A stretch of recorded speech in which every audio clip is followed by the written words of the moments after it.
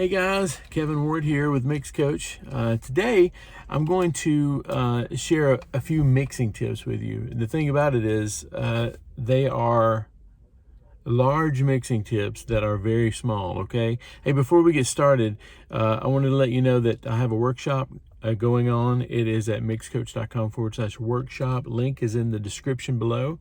And I also have another link that I'm going to be talking about today also. It is below also. It's a Melodyne checklist that you can download for absolutely free, and I'm going to be talking about that a little bit later. So let's get started. So in the last 2 or 3 weeks, I have done everything from tracking a live band in the studio, like really a lot of songs in the studio, like at a fast pace.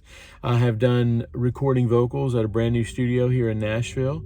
I mixed this past Sunday, I mixed a friend's live stream for Facebook and set up a template for their volunteers. By the way, if you need any of that, let me know. I'm glad to come and help your church out in that way also. I've also done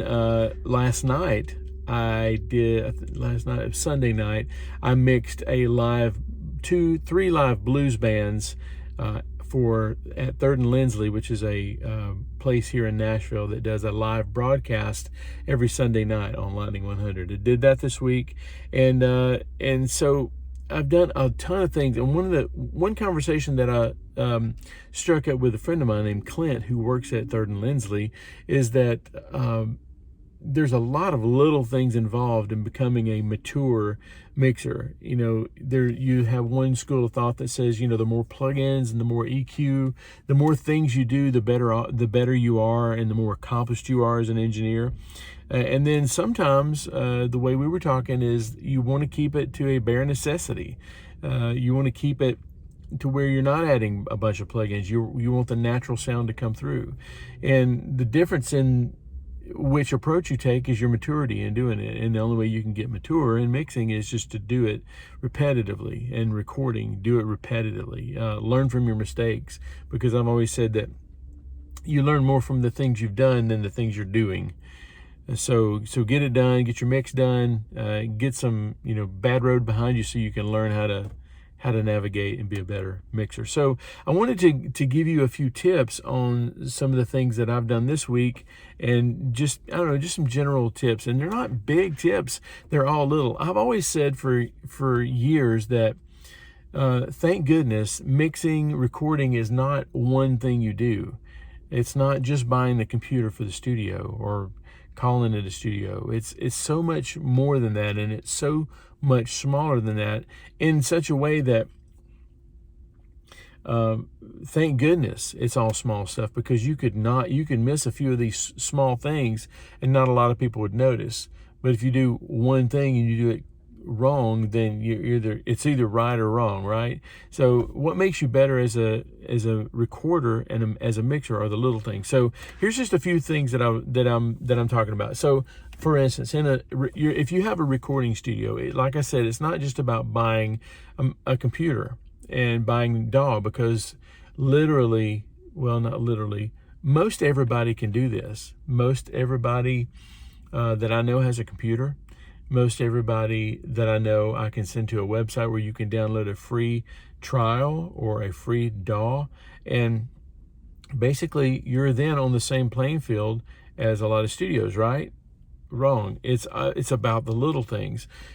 Is the studio comfortable? Is it a place where people would want to come and record and be vulnerable and kind of lay their talent out there in hopes that you would capture their talent, put it on hard disk, or I started to say tape, but that shows my age. Capture it on hard disk, and I mean, is this going to be a place that they want to come? Do you make them comfortable recording? It's so much more than just the mic, because the mic and the preamp and things like that. Because I'm not sure that there are any. There's more good mics out there than there are bad mics. There's more good cables than there are bad cables. It's not about that. I heard a story from some musicians the other day. They went to a studio and they were like, I don't know, this guy was recording with all off-brand stuff that they'd never heard of. monoprice microphones, and it still sounded amazingly good. It's not about that. It's about all the little things that this guy was doing. Is your studio conducive to being creative? I mean, is creativity allowed there, or is it met with a scowl of uninterested, like unbelief or whatever? Do people want to be creative when they come to your space to record? Is your studio, is it cluttered? These are things that I am personally taking to heart right now, because I'm sitting in my truck outside a coffee shop because I don't feel like my studio is as conducive to being creative as I want to be. I'm not comfortable there. It's hot in there. Things are cluttered. And so this is another thing that made me start thinking, it's all little things that we do to make ourselves better as engineers. So anyway, that's the studio. I've always said that the creature comforts for the studio were about as important as the microphones that you used, or the DAW, or whatever. Are they comfortable being in your studio? Anyway, okay, so let's move on. When you're recording vocals, I did vocals last week, and it's interesting if whether you're an experienced background singer, you do this every day, or you're somebody that just comes and records once in a lifetime, or once a year, or once a month, or whatever. Is your studio comfortable for that person?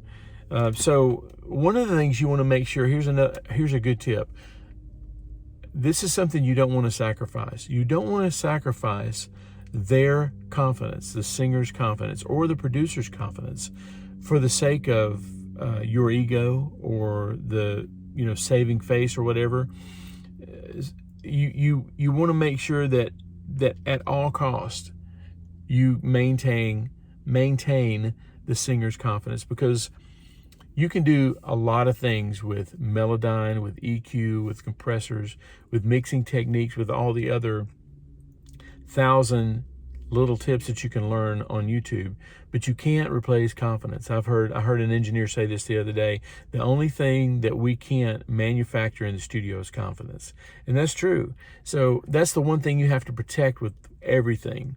And little things that you can do to protect confidence of a singer is if they mess up, don't roll your eyes, and don't try to make them feel bad, or even make it a funny moment. I mean, lighten it up as much as you can, because you want them to continue being creative, because once their confidence starts to go, you may as well go home when it comes to studio recording vocals.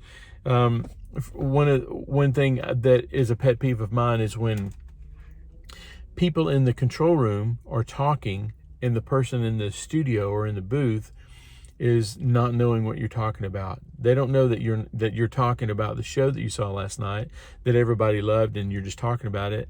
In their mind, their creative mind, I mean, if they're singers, they're probably creative, right? They're imagining this other conversation that's going on. All they see is people's mouths moving and people laughing and stuff. So that takes a bite out of their confidence, and your next performance may not be as good because just because you forgot to hit the talkback switch and let them in on the conversation, or let them know what's going on, or what people are talking about. And you should tread lightly with what your role is as an engineer versus a producer or whatever. You should definitely think about this stuff, but try not to leave out the singer, because they're the one giving the performance. They're the one that suffer the most when you don't when their confidence is lost. Okay. Be collaborative in the studio. Let them try new things. This is why one of the reasons I love to comp vocals.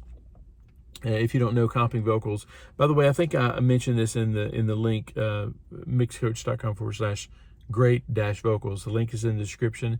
I talk about comping vocals here. This is why I love comping vocals, because you don't, let's just say you're singing a verse and they're not singing it right, but they have sung it right in the past. I don't like building it linearly, because building a vocal linearly, because you can concentrate on one phrase that they're getting wrong, and everything that was right is going to suffer to get the one wrong thing. So the average level of the performance goes down because of that. So what I like to do, and what I've seen a lot of really good producers do, is just continue to let them sing the whole vocal, the whole section or whatever, until you get what you want out of it, and then comp it together. Make a composite. That's what comp is short for. Make a composite vocal or a comp vocal out of everything. Mark it as you go and be able to put that together pretty quick, because again, that maintains and keeps their confidence intact, and they're able to give you better and better performances and not worse and worse performances, because they're not sure of what you actually do want and if they even measure up. This is what you don't want to get to. Okay, so these are big tips that nobody talks about, that, or well, I don't know, nobody, that not a lot of people talk about. They'd rather talk about whether it should be a ribbon microphone or a tube microphone or a condenser versus a dynamic, or what polar pattern or what room acoustics and stuff, because all that stuff doesn't mean anything if you don't have a good performance from a singer. Okay, so another thing that you should be aware of is that you should be able to, as a producer or as somebody that's kind of leading the charge, whether you're the engineer or they're just coming to your studio to record, you should be able to articulate succinctly exactly what it is that you need from them so that they can accomplish it. Because I know what kind of person I am. If you can tell me exactly what you want, I'll help you get there. But if I don't know where we're going, I could just as easily be getting in the way as I could be helping, right? So make sure that the vocalist knows, hey, I'm looking the pitch on this one note right here. If we can get it up just a little bit, I can fix it, no problem. But just try to get that pitch up just a little bit. Or I'm looking for a little bit more passion in these two words. If you could sing these two words this way, or sing them up or sing them down, let your singer know exactly what it is you're looking for so that they can help you get there, and they can feel confident when they did exactly what you asked them to do, okay? One last thing as far as vocals go is be thinking ahead. Again, this goes back to the question marks that come into a singer's mind when there is black space, there's blank space, there's space happening, when by the time somebody says, hey, one more time, that's not really telling them, and that's chipping away at a singer's confidence, right?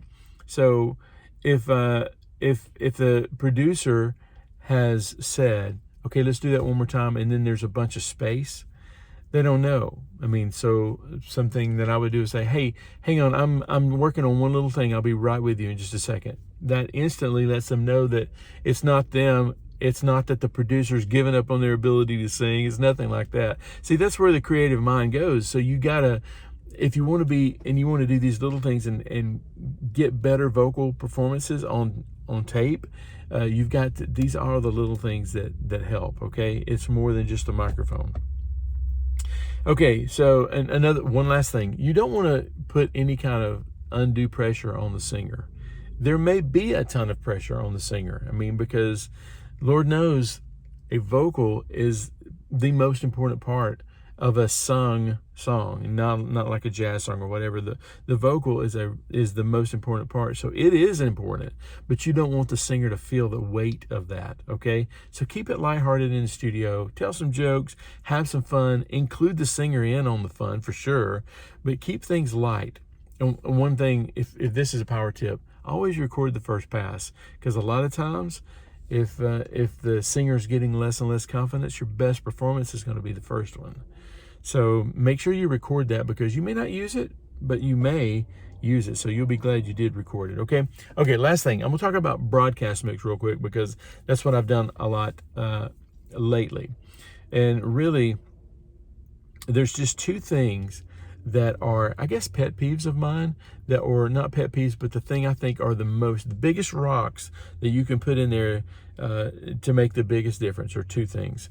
One is keep your dynamic range small. Keep it within, 14 LUFS or 14 dB between your average level and your peak level. Keep it up there. If you have to use a limiter on the end, do that, but mainly what you have to do is ride the faders and keep everything up. So keep your dynamic range tight, because here's the thing. People are listening to your Facebook streams in their car, and the car usually has noise, has the air conditioning running, the engine's running, the wheels are making noise going down the road, there's people talking in the background. And so the last thing you want people to do is, from the time the band plays to the time the speaker speaks or the preacher preaches, you don't want to have them to have to bring up the volume, because then when the band comes back on, it's too loud, it's distorted. So make sure your dynamic range is tight. Make sure that you keep it up there, and even when people are talking, make sure that your levels are nice and solid. Okay.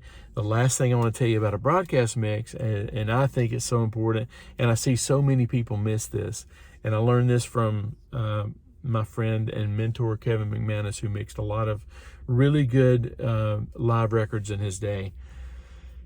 If you are not miking the audience and you're not including the audience into your mix, they are a huge contributor to a live record. Otherwise, it's just a one-off performance that could have been better, probably, because every live performance is a one pass through, and they either get it and they get some of it wrong and some of it, but the live portion of it comes from the audience.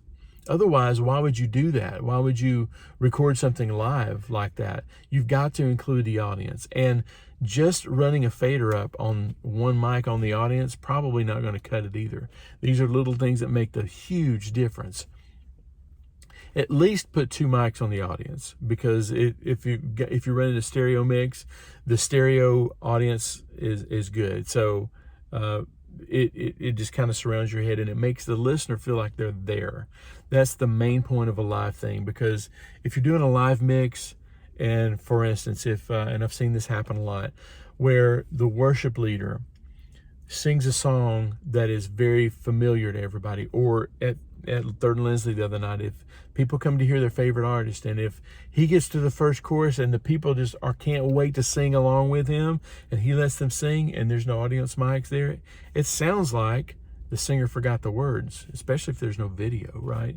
So he'll just back off the mic and then there's nothing there. So in my experience, you've got to ride your audience mic up. If he is telling a joke and nobody's laughing, then it's just a bad joke, right? You may get it at home, but when you hear, that's why people put laugh tracks on live TV, right? They'll put the laugh tracks in there to know when you should laugh. Do a little research on the laugh track. There's documentaries on it. But if you're not riding that vocal, or that if you're not riding that audience mic up when people are responding, then why are you doing a live feed to the people? Because it's best contained for the people there, because the people there are in the audience. They can hear people around them singing, and they get it. But the people who are on the other end of Facebook, YouTube, or your website, they don't know what people should respond to, or that they are right in responding to something. So make sure that your audience mics are nice and hot. Now, you can't just leave them, because basically, if you just leave your audience mics really hot, then it's going to be like a subpar reverb that you leave on everything. It's not going to make everything sound good. You have to ride that mic. So a good rule of thumb is to, when the band is not playing live, push the audience mics up so that you can hear. This is something I was listening to on the radio. I'm like, okay, if somebody tuned into this station at this particular time when the singer is not saying anything, he's tuning his guitar, everybody in the audience at the venue knows, hey, he's tuning his guitar. It's okay that everything is silent. But the person on the other end, if they tuned in right there, they're going to think they got dead air on the radio. They're not going to be able to understand what's going on, and they may just flip the channel. So you can't just leave it up. So the rule of thumb is to run it up, make sure that some sound is coming from your speakers, even when nothing's happening. And the best way to do that is the audience mics. I mean, even if you just hear the air conditioner, it's better than hearing nothing, okay? But a lot of times the singer will say something, especially in church, they'll say something and the people will respond in the audience. Push that up. Just ride that. Leave your finger on the fader. There's not a lot that you can do as far as automation that does that. And when you do an audience, the way I used to mix live records is I would mix the song first, and then I would do a separate pass, and I would just ride the audience in. Sometimes when you're doing post-production, you can put canned applause or canned response in there. But when you're doing a really live thing like a church service or a concert that's going to radio, you have to make sure that what you've got is represented well. Okay, we had 2 SM57s on the stage pointed out toward the audience, and they were plenty. It sounded good to me. So anyway, okay, so that's a bunch of little tips that you can actually use to make your studio better, your vocal recording better, and your live broadcast mix better. Okay, so if you want to check out the workshop I've got going on, it's mixcoach.com/workshop. Link is in the description. And if you're interested in learning more about Melodyne, and I've got a cheat sheet that's absolutely free, you can find it at mixcoach.com/great-vocals. Links are in the description. Thanks for hanging out with me today. Sorry this was such a long video, but there's a lot of tips in there, a lot of little tips, okay? So thanks for coming today, and I will see you soon. Bye.